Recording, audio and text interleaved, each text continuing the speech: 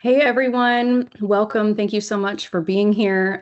If we haven't met, my name is Heidi and I'm the Director of Communications for YouthWorks. So appreciate you all being with us today. And just if you're not familiar with YouthWorks, we are an organization. Our vision is to see a world where Christ followers are known for hospitality, service, and justice.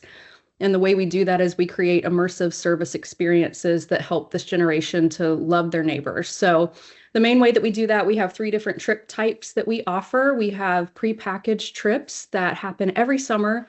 Those are designed for middle school and high school students, and it happens in communities across the United States. We also have custom trips that are for all ages all throughout the year. And then we have brand new for 2026 service learning trips. And these trips are focused on a specific issue. We have one on immigration, one on racial justice, and one on food insecurity. And so these really allow high school and college students to kind of do a deep dive into that topic, to learn from an expert guide who you will meet. Two of our expert guides here today, Yonathan and John. And so we're really excited to be offering those trips this year. But before I hand it over, I want to just give you a short introduction to who you're going to see on the call today. So we'll have Carlos Pinheiro, who is the president of YouthWorks. You're going to be able to meet him and he'll kind of lead us through our time today. And then we have John Williams, who is the executive director of the Center for Restorative Justice. He's out in LA. And like I said, he does lead our service learning trips on racial justice that happen in Montgomery and in LA. And then we also have Yonathan Moya, who is the executive director of Border Perspective. Jan lives in Minneapolis, and they also do work in South Texas. So our trips that focus on immigration in South Texas, Jan is the one who leads those. So excited for you to be here and to hear from these incredible leaders today. So I'm going to go ahead and pass it over to them. Thanks, Heidi. I am so excited about today's conversation. I thought of this or wanted to have this conversation and just invite more people in last year. John and Jan and myself and Dave, who's also on our team, were in Montgomery, Alabama, and we were just thinking through and dreaming of how to create these service learning type experiences where we could particularly take young people and they could learn about the history of racial justice and what that looks like today, and to give them hands-on service experience and give them scripture to process that as well. And so we were together and all of us were kind of meeting for the first time, especially John, who's a new partner of ours. And I remember we first get there and we're at our Airbnb and we're just hanging out, just kind of getting to know each other the first night that we're in Montgomery. And John and Jan get to talking and sharing their stories and their experience and what they're doing in their organizations. And I start hearing all these similarities between their work, even though they're in different parts of the country, even though they're in different spaces. And I'm just learning a ton and thought it was one of, if not the most interesting conversation that I had in the year 2025.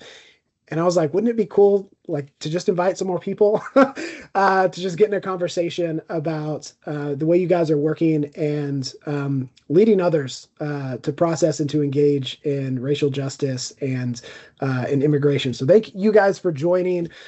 Just to kind of kick us off, I know Heidi gave a brief introduction, but tell me a little bit more about yourself. Tell us a little bit more about your organization. John, why don't we start with you?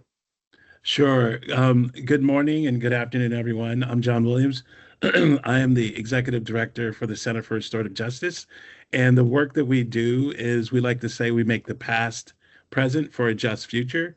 And we are a place-based organization in Pasadena that organizes and educates groups and individuals on the area of racial justice and how to go through that process, how to do racial reconciliation, and how to live out your faith and how to be faithful in being a good steward and what we like to call racial justice stewards. And so that's a little bit, and I'll dig more into like what inspired me and all that as the conversation moves forward. Thank you, John. So my name is Yonathan Moya. Thank you for being with us.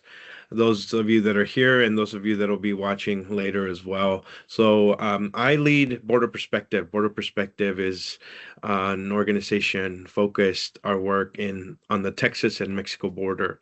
About 10 years ago, I just had an incline of what is the church, how is the church involved in the immigration conversation? And I'll tell you, I was waiting for certain segments of the church to lead me in this, but um, I felt like I was coming up short and there was no outlet. So, what started as a photography project back then has now turned into a mobilization ministry where we engage immersive experiences and bring people from all across the country to come and learn alongside local leaders by taking a posture of learning, of listening, and walking humbly alongside those who have continued to serve there, not just, in the last 4 years or even, two previous administrations, but really people that have been there for decades, from 3 to 5 to 7 decades, ministries that are established. And so we get to walk alongside immigrant leaders. We get to invite the church to have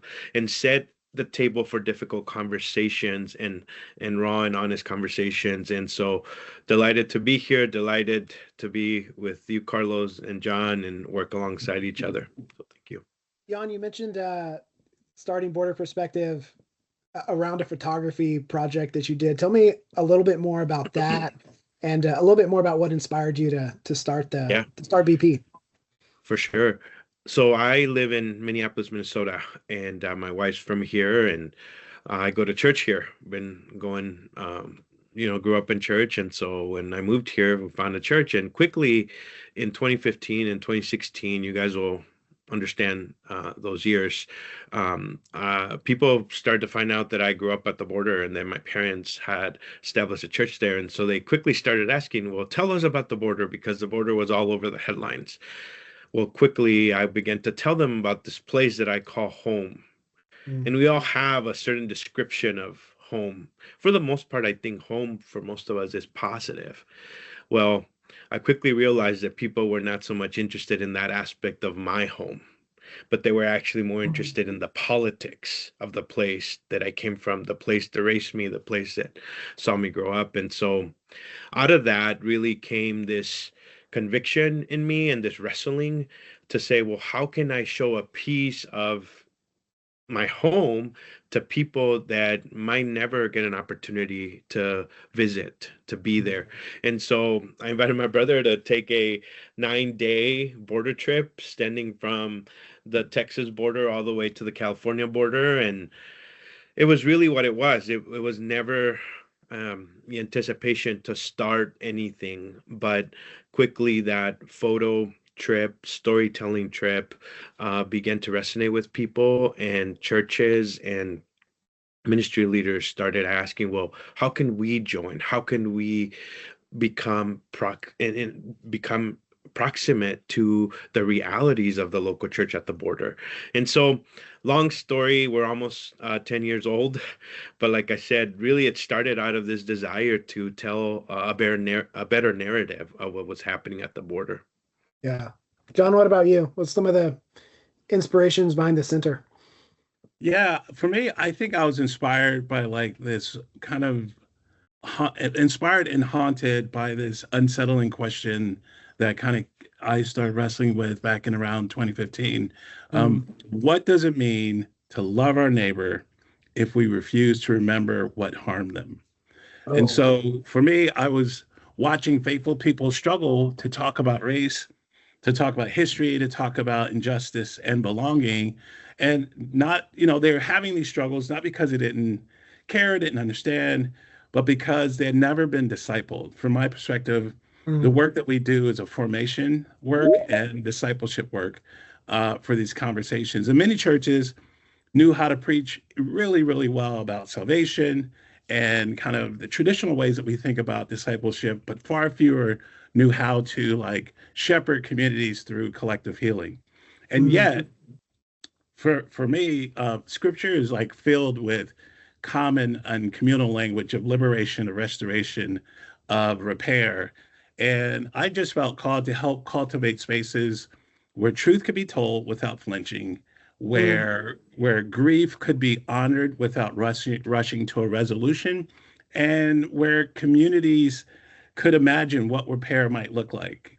For me, because before reconciliation can ever take place, truth must be first spoken. And so at our core, like I said, our ministry is about formation, forming people who have the courage to remember and kind of like the stamina to lament and to imagine and to build a better future within the church and to be a bigger witness outside of the church. And so we do that through our pilgrimages. We call them pilgrimages, immersive learning experiences through the South. We do an Asian American experience. We do a local history tour.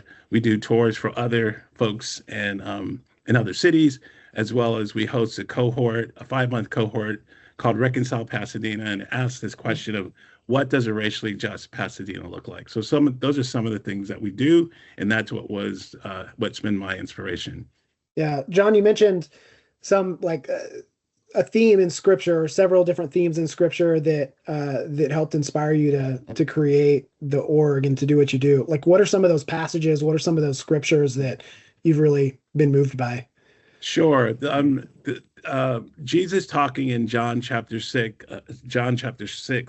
the man at the pool of Bethesda, that story for me is just really impactful because I look at that story and Jesus asked a simple question, do you want to be healed? And we like to focus on that part of Jesus asking the question, but I think a lot of times we don't think about what that man's response was. And his response, he gave the reasons why he couldn't be healed, why he couldn't get into the pool, why he couldn't do this, why he couldn't do that. And for me, I ask the same question, do we want to be racially healed? And a lot of times people will just tell us why we can't be healed. Well, wow. If white people did this, or if Black people did this, or immigrants did this, instead of like really sitting down and talking through what's the historical truth, what's the biblical truth, how do we live this out, and how can we make changes? And so that's one of my anchoring passages that I live by, and that the center kind of leans into. Wow. Jan, what about you? What scripture has really resonated and inspired you to do what you do? We invite people to come and see, really for people to witness themselves. It's a verse from John chapter 1, right? And so it's a simple invitation because it's a very difficult topic. It's a very difficult conversation. And so in the midst of inviting people in, we also highlight a lot, not just the terminology of peacemaking, but what does it mean to be a peacemaker in a world of chaos and conflict? So that comes from the Beatitudes in Matthew 5:9. And so one of the core concepts of us being called to difficult spaces and acknowledging how we can be bringers of peace is realizing that, and this is a reflection that happens all the time on our trips, that peacemaking often isn't just about fixing the external or coming in as a savior, but really it's actually about being honest with ourselves and reflecting and acknowledging our downfalls, acknowledging the fact that we're in need of a savior, acknowledging the fact that we need to repent, acknowledging the fact that we have to engage and have peace within first, so that then we can begin that external work that we're called to love our neighbor, and step into the margins where we're needed. And so I would say it's an invitational verse. Come and see and witness for yourself what's happening at the border, and then this call to be peacemakers. Yeah. Jan, I know you grew up on the Texas-Mexico border, but are living in Minneapolis right now, which I don't even know the words to describe everything that's going on in your home and around you.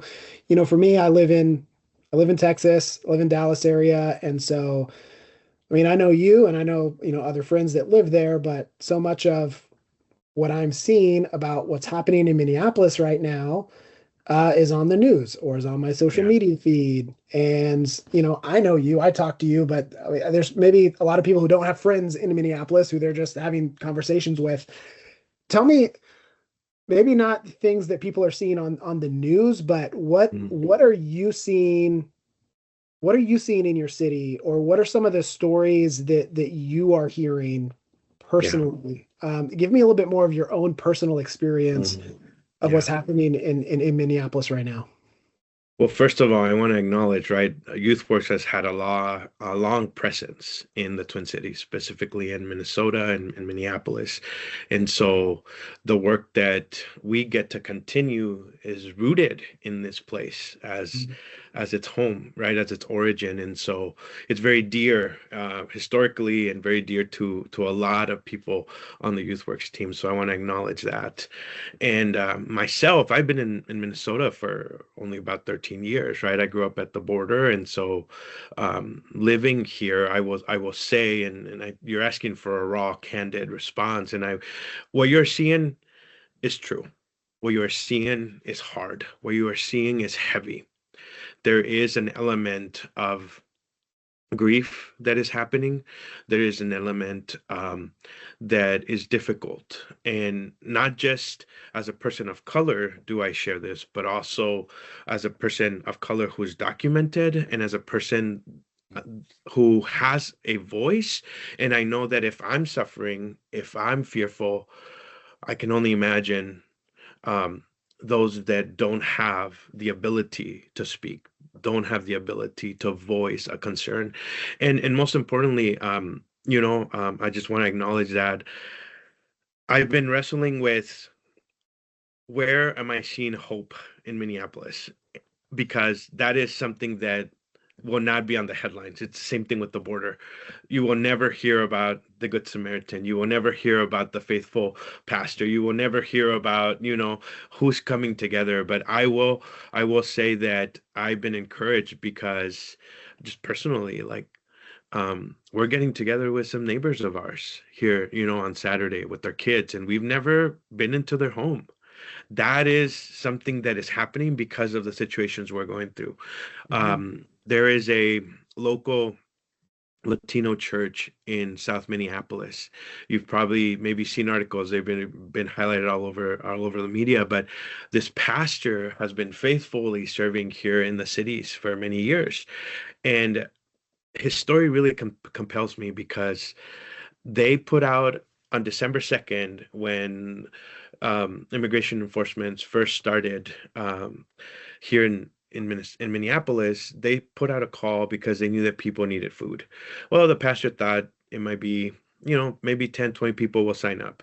By the end of the first day, they had 2,000 people sign up. That list has grown to almost 30,000 over the last couple of months. And daily, they are providing boxes of food for about 1,500 people. And now, these are not just people that aren't coming out because they don't have the right documents. These are American citizens that are fearful to come out in the streets. These are people that, not everybody's circumstance is so different and unique, but that's where I'm seeing hope. I'm seeing hope in a church that is willing to pivot their programming, pivot maybe right the scheduling that they had, and say, instead of a worship space, this is going to turn into a food distribution center for Mm, thousands and thousands of our neighbors. And wow. so that's hopeful. That's something that I'm encouraged by, because the reality of what we're seeing, the force, the brutality, um, it's doing a lot to us. And so I come back to just, Lord, what is this doing to me? Lord, search me. And also because when I find that peace within me, then I will be able to step into action, step into this call of loving our neighbor and this call to just be witnesses and stand in solidarity with those that are hurting.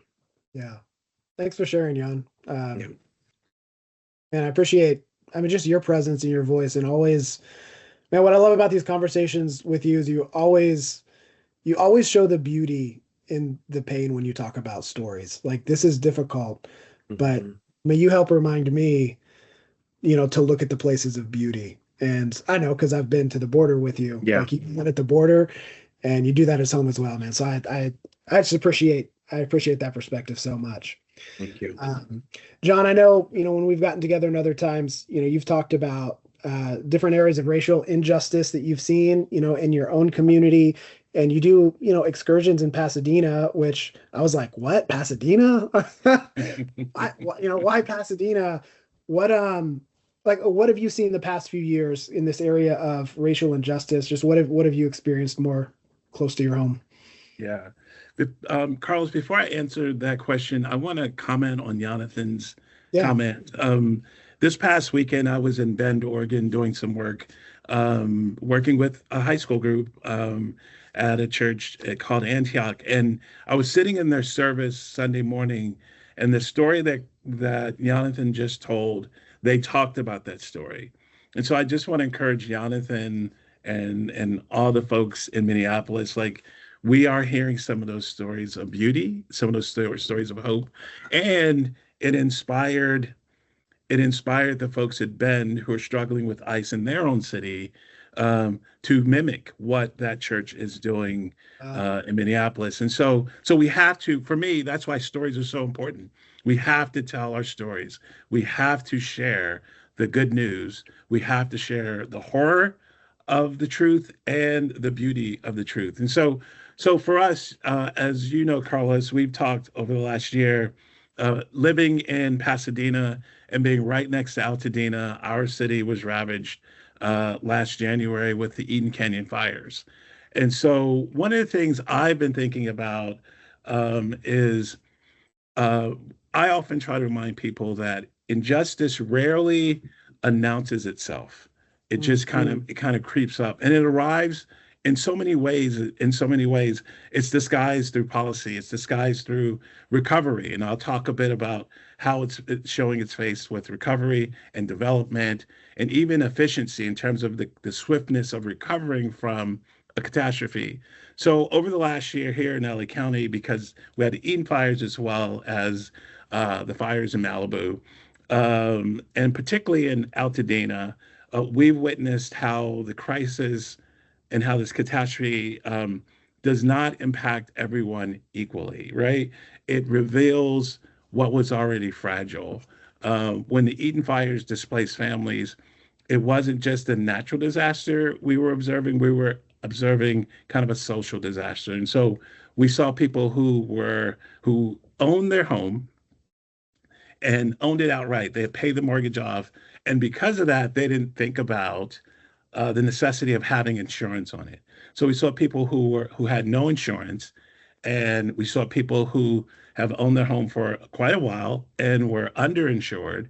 And then obviously we saw people who had, a proper amount of insurance or a necessary amount. And so that alone, kind of those who had financial cushions because they had insurance all the way through. So the fire impacted those people, and in fact impacted people who may have been underinsured or not insured, and who may also be like just a paycheck away from instability. And so for those who own their homes and were underinsured, they saw the disappearance of their generational wealth. And it's just been a hard struggle for them to be able to come back or to afford to be able to come back. And so for some families, displacement is temporary because they have the proper insurance. For others, it becomes a permanent erasure from a community that historically, and some of y'all saw kind of as the Eden fires unfolded, you got a chance to hear about like Black Altadena and how that was one of the places in Southern California that allowed Black people to move in the 50s and 60s and 70s. And for some of those families, they were just really impacted because they were able to pass that house, generation to generation. But this natural disaster created or exacerbated social harm, and so it's just been really hard. But the positive has been people have been able to mobilize. There are some nonprofits who actually, I'm on the board of one that actually is helping Black and brown folks who were underinsured, helping them to kind of meet that gap, uh, and so that they can come back. And so there have been people who've just rallied around um, to help one another, to share services and all of that.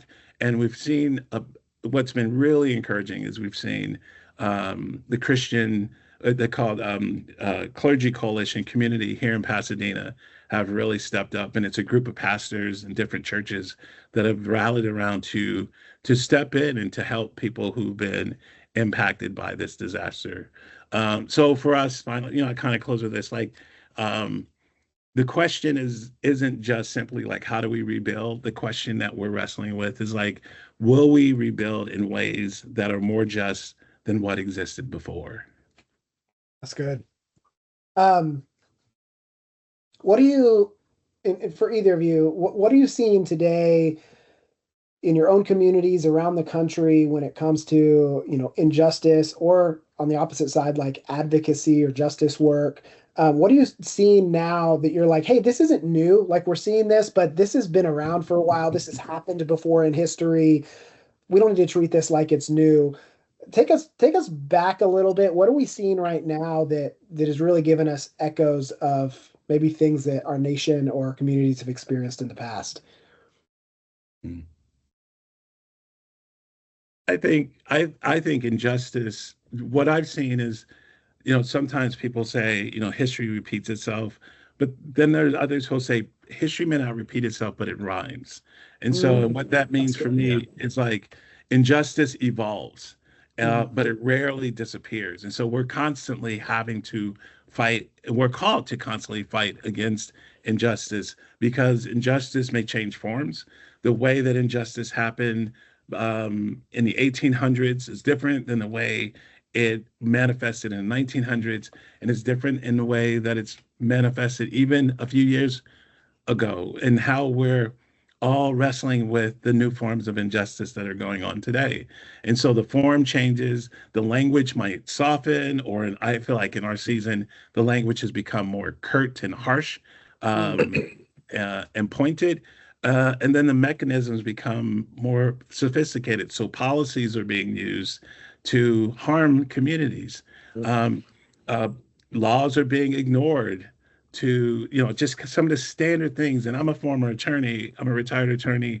And so just, as simple as like having a warrant to go to someone's house is being ignored. Um, Someone's Miranda rights are being ignored. And this is not just happening to the immigrant community, it's happening to Mm. American citizens who Yeah. are being, captured, kidnapped, just all those things that are happening to them without due process. And that's a Yeah. constitutional right. Mhm. And it's a biblical right. Yeah. Any other examples that was really intriguing? The idea of like history rhymes. Any other examples of maybe injustices we see today that you're like that rhymes with this of the past? Yonathan, you want to jump in? Because I don't want to take I up all. I have I was gonna examples, but go comment on I was gonna comment on a recent conversation I was having with Reverend Dr. Robert Chow Romero. I don't know if you all know the name, but he is a professor at UCLA and a pastor, community advocate, and he has a book called The Brown Church. And on. so in his book, The Brown Church, he basically outlines 500 years of the past of injustices. We're talking about things that rhyme, that specifically in the context of the brown church, the Latino church, um, these these situations that we're going through, that we're seeing, how can we learn from what's happened because they are similar? How can we learn from the way that faith leaders led at that point? How do we learn from them and how they um, engage, right, the division, and engage the rhetoric, and engage the discrimination, and even the racism even more stronger in the past? And so for me, it's learning from people, for example, like Dr. Chow Romero, who that book, you can buy it on Amazon. And that's relevant to me. That's relevant to what we're experiencing here in Minneapolis. It's relevant to what we're experiencing at the border. And so I want to lean into those conversations from people that are well versed in that, so that I you try to avoid mistakes, right? And it's like, Yeah. but just so that we can steward this moment, and steward the vitality of what we're called to in this time. Mm. Can I add to what Yonathan just said and just do a real quick timeline of things? And so, these debates around immigration, they do carry familiar undertones of like the anxieties that targeted the Irish in the early 1900s, that targeted Chinese laborers, that targeted Japanese families during World War II in times of internment, and that is historically, as Jonathan has said, has targeted the Mexican American community. If we look at the Black community, we have this timeline as well. We have enslavement, then we have the Jim Crow era, and then from the Jim Crow era, we have incarceration. And so, in the immersive trip that we do with you guys and going to Montgomery, we go to the museum that talks about from enslavement to incarceration. And so these injustices, each one of them are very similar in that it's an abuse of power, and it's a marginalization of a group, and the language. And for me, I like to say a recovering attorney and not just a retired attorney, I'm really into language. And if you listen to the language and how people are described, Mm. then you know who the targeted group is going to be. But we always forget that language will start to spill into other communities and start to hurt other communities. So we really have to check, and really call out the improper, immoral, and unjust language that is just kind of thrown about really easily. Yeah. Yeah. Can I say one last thing? I've been reflecting on this because part of the conversation that we're having here with some Latino pastors is they're saying the Black American Christians can relate to what we're going through, because the Black American church has carried century-long prophetic witness against racial injustice within the church.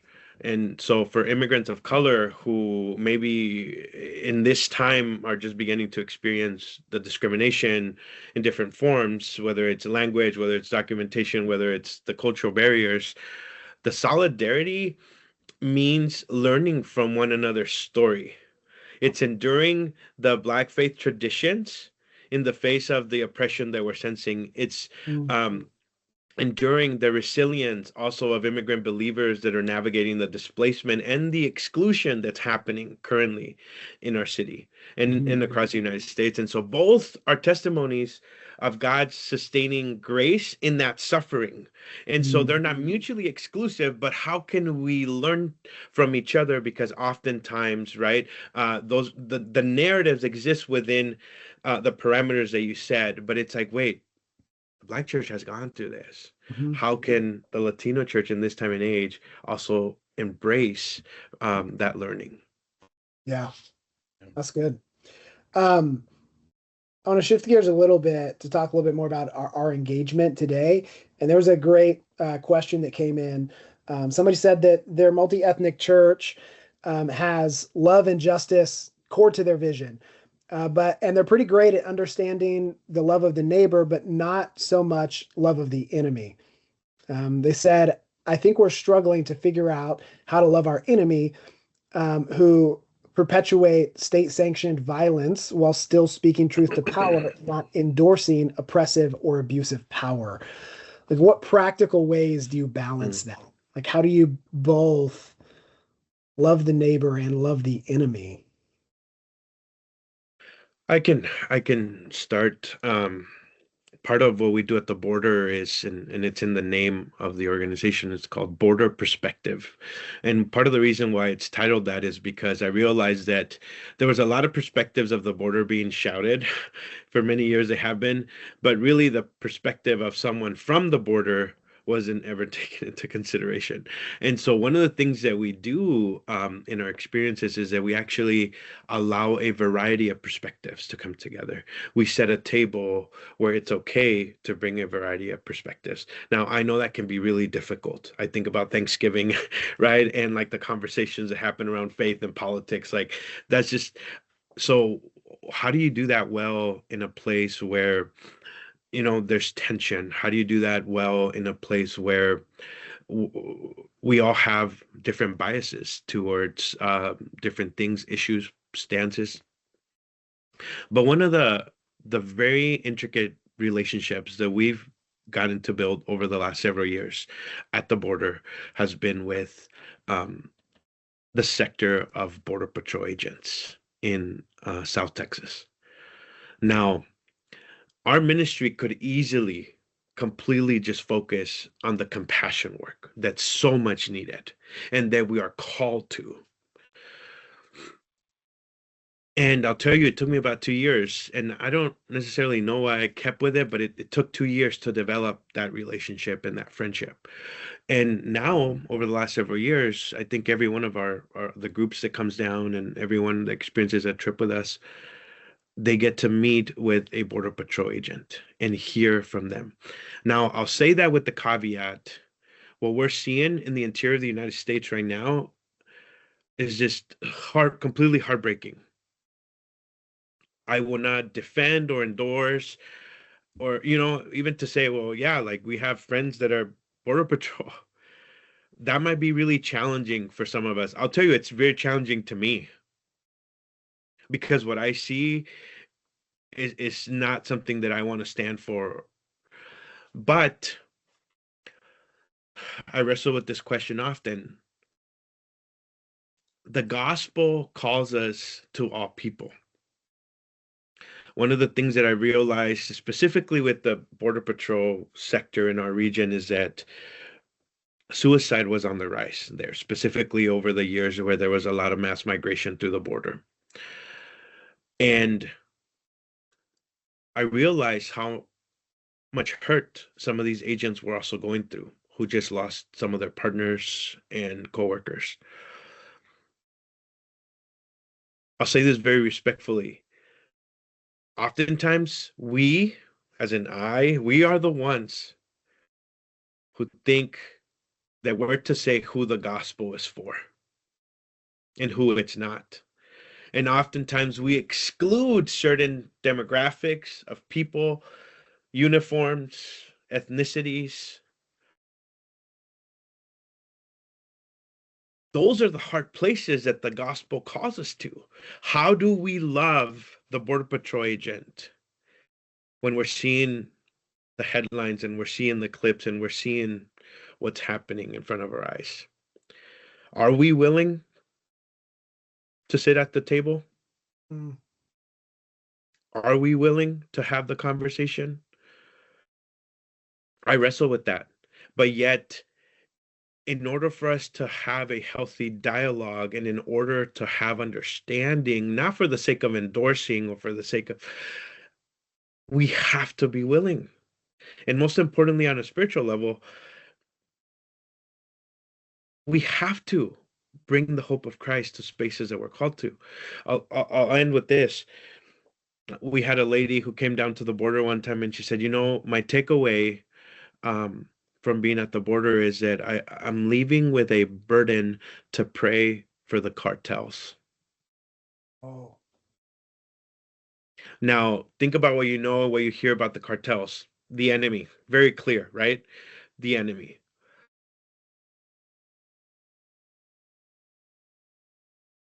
We're the ones that dismiss who the gospel is for. So, okay, again, Lord, search me. Know my heart, my intention, and let me be a good steward of your hope and of your peace. I'm not going to say that it's easy, friends. It's extremely difficult. But we have to be willing to engage those very difficult conversations. John, anything you'd add on He love of kind of neighbor and loving the enemy? he kind of said it all. I tend to think of when you were asking the question, Carlos, I was thinking the passage in the Gospels where Jesus calls us to be wise as serpents and harmless as doves. Mm, Um, and so in being wise for me, we're to be fierce truth tellers.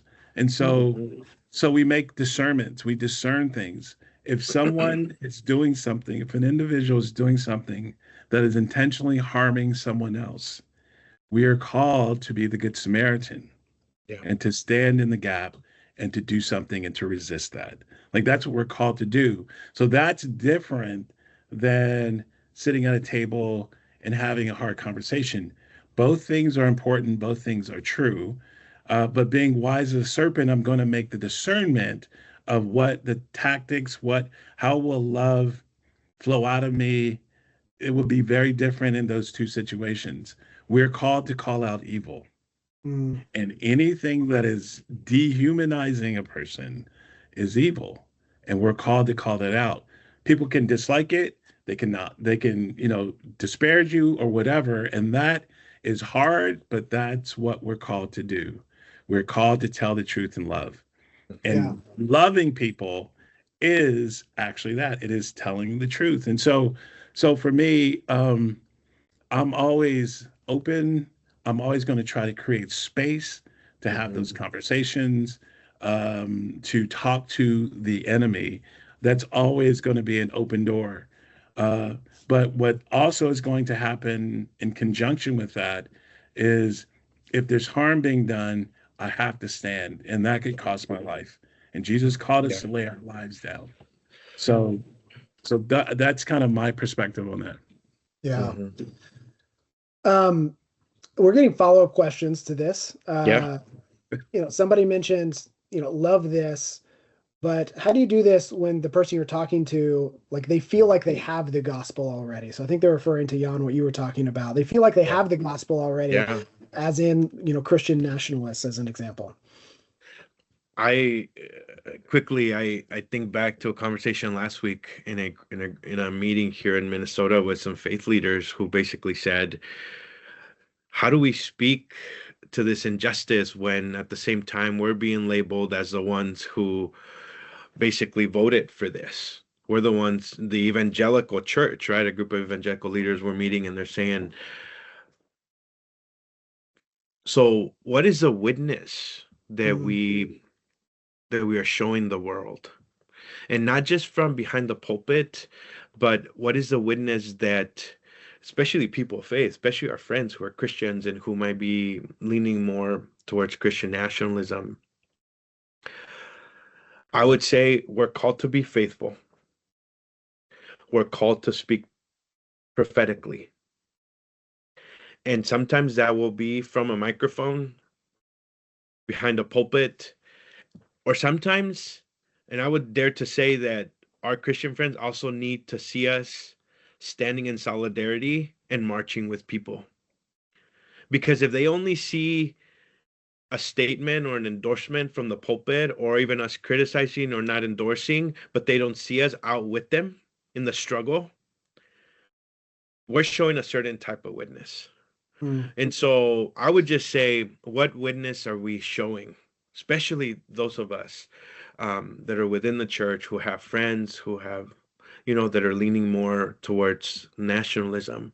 And so, because I don't disagree. There's a segment of evangelicals that, yeah, like this is in very large ways why we are under this oppression, why we have this certain approach to issues. And so I know it's not very eloquent, but those are just some thoughts around that. Yeah, I thank you, Jan. That's really, really good. I think I'd add, I was thinking of Paul, and the splits that he had with different people. Conflicts aren't abnormal. They're not yeah. abnormal in the church. So it's Paul and Barnabas. They had such a sharp disagreement that they parted ways.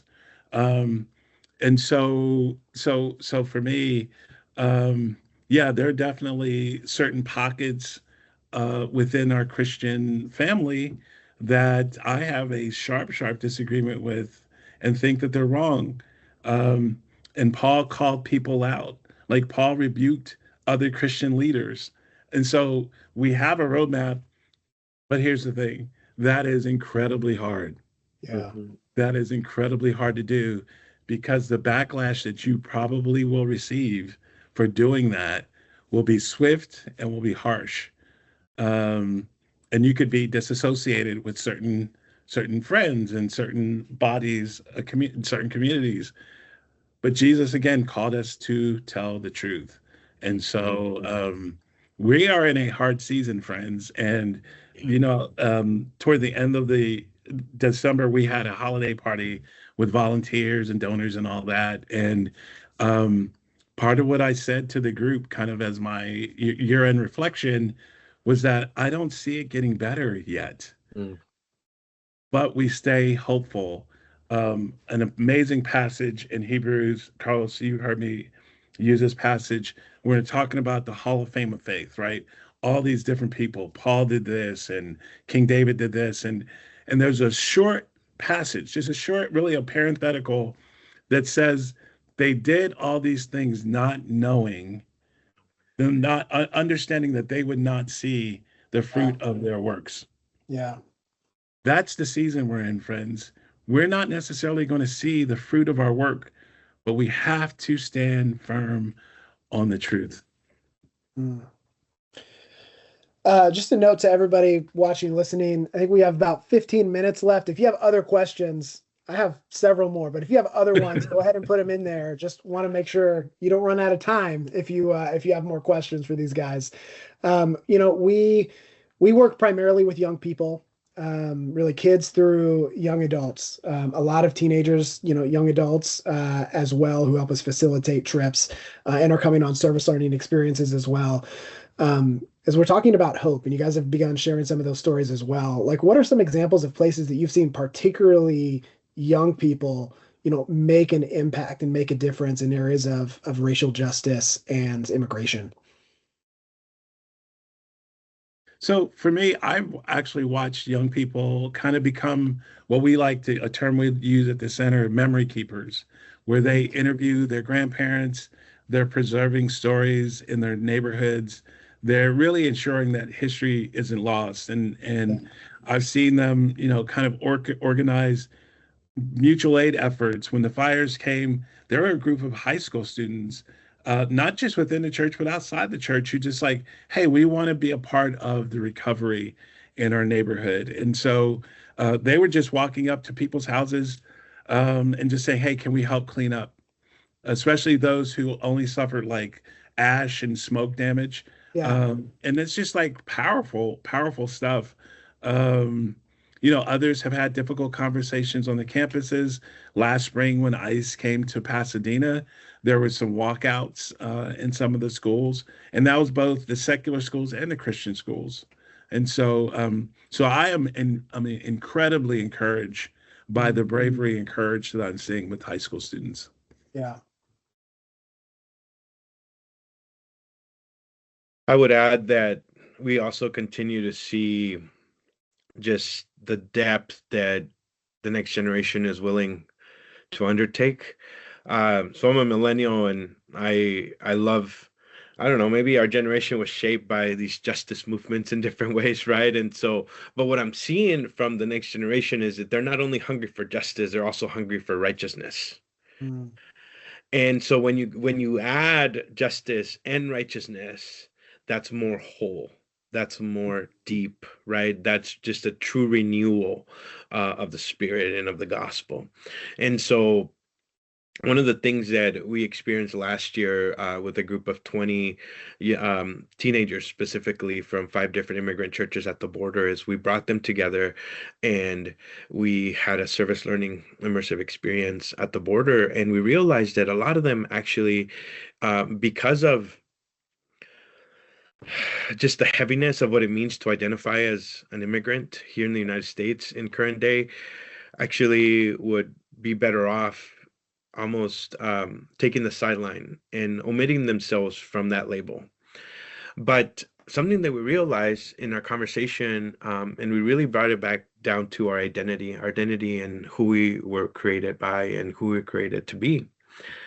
We were created in his image. And we have value and dignity. And because of that, there's confidence that comes from knowing why we were created, who we were created by. And so then that allows us to own our multi-ethnic identity, multicultural identity, right? As people of color. And so I was so encouraged because the whole focus of that one trip, again, with 20 immigrant students from the border, many of them wanted to take a sideline, but it's inviting them into and really giving people scriptural grounding, right? And helping them navigate these tough conversations. It really gave us an understanding of who we are and what we're called to do. And so there's some stories there about some of the teenagers who continue to be engaged in their church, continue to, engage in schools, there's practical things that the different students are doing, but I think the grounding, that depth of understanding our identity was a core change to their understanding of who they're called to be in this world. Wow. I'm also encouraged by, what I see with this generation and the way that they're engaging and pressing in, but also know that there can be barriers for others, particularly young people, from getting involved. What are some of the barriers that might keep more young people from stepping in, maybe more tangibly into justice work? What are some of those barriers? How might us as leaders remove some of those barriers to help this generation, be people of hospitality, service, and justice? Yeah, I think in the work that we do around racial justice, I think one of the barriers is perfectionism, meaning students may be afraid of saying the wrong thing, making a mistake, saying it the wrong way. Um, but we know courage is not like the absence of like a misstep or whatever. It's a willingness to lean in publicly. And so for us, and this is really a part of our ethos is and this is what we encourage people, we must create communities where growth is possible without shame. And so we like to say in the spaces that we create that we're creating a space that's a soft place for hard conversations, and we are soft on people and hard on systems. And so just that language of softness and hardness, contrasting those things, um, that we're a soft place for hard conversations. And so I think if we invite students into spaces like that where they're not going to be judged or put in shame, they're going to have these emotions. They're going to have all these feelings.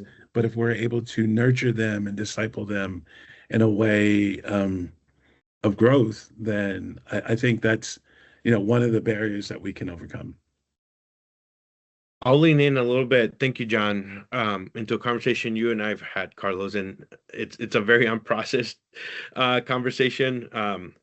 But it's come up in the questions, right? How do we deal with the Christian nationalism happening? How do we deal with because we know that it's primarily the next generation also embracing a faith that is around Christian nationalism, and so how does that impact the church? How does that impact the next generation? And so that's maybe I guess I'm just more asking and a question and wrestling with that question and wrestling with what I'm seeing, because while all of us, I think we have examples of really good work happening and approaches and frameworks of how we can continue to invite people into that. I think that's a huge barrier.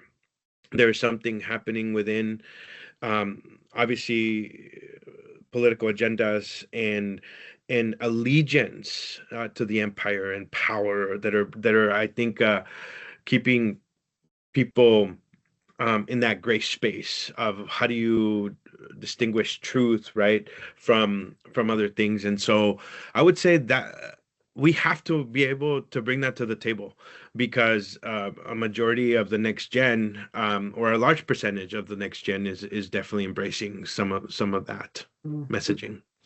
Mm.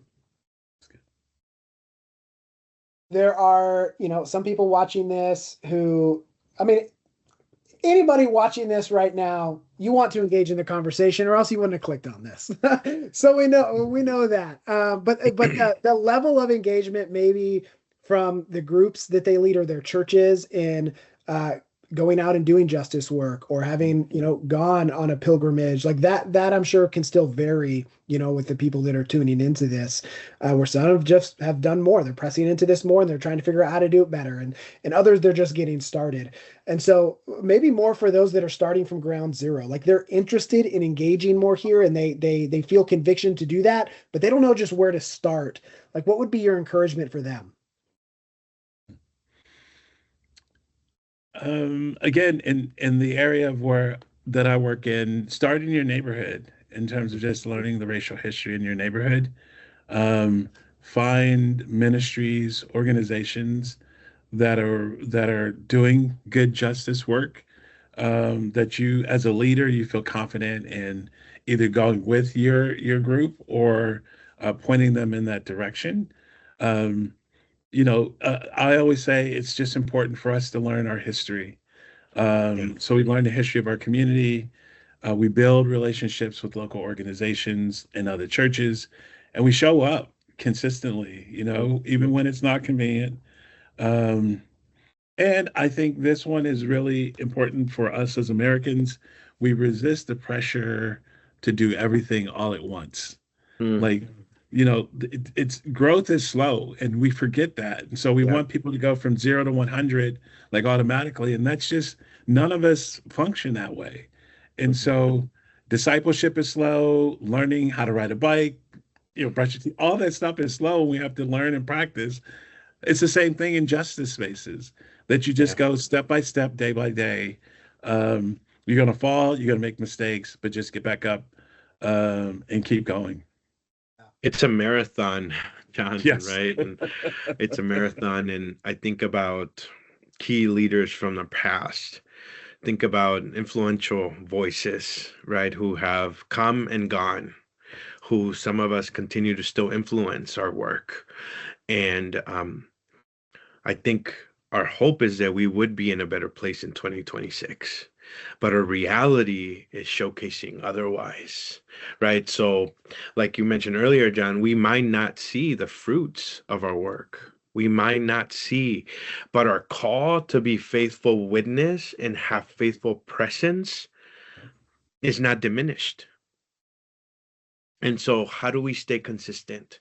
How do we do this long term? Last week, I was meeting with some pastors here in LA from Minnesota, and we had a pastor who came from LA. His name is Pastor Carlos, and he said, in some ways, challenging the pastors in Minneapolis, he said, "You guys have to prepare for long term." He said, "The church in LA has been dealing with this ICE and immigration enforcement for a year. The need will surpass you. The spiritual need, the financial need, it will surpass you. It will overtake you. So don't just think about the now, but also think about, the next and in the long term." And so how do we stay grounded while at the same time enduring the now, but also think about, long term? And so I don't have a lot more to add other than that. Thank you, Yeah, guys. Yep, go ahead, John. just one last thing, just kind of a quote that I want to leave folks with. Hope is a decision to participate in God's restoration, even when the outcome is uncertain. I'll repeat it one more time, and I'll share it with you, Carlos.